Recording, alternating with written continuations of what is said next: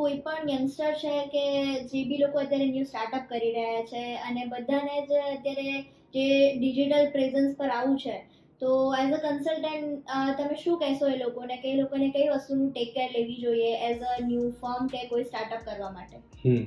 So basically digital presence જ્યારે ઊભી કરવી હોય ને ત્યારે મેઇન કી ફેક્ટર છે તમારું નામ. ઓકે. હવે નોર્મલી લોકો શું કરતા હોય છે કે જ્યારે મેઇન વસ્તુ જે નામ જ છે કે જેનાથી તમારો બિઝનેસ આગળ વધવાનો છે. જ્યારે તમે કોઈ બી બ્રાન્ડને યાદ કરો તો તમે પહેલા એનું નેમ જ યાદ કરશો.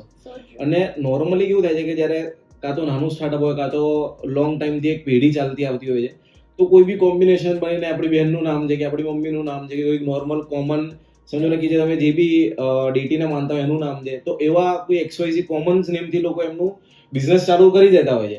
અને પછી over a period of time એમને એવું થાય છે કે હવે મારે એક ડિજિટલ પ્રેઝન્સ ઊભી કરવી છે. બટ વસ્તુ શું છે કે હવે આજકાલ માર્કેટ ઓલરેડી એટલું ક્લસ્ટર થઈ ગયું છે કે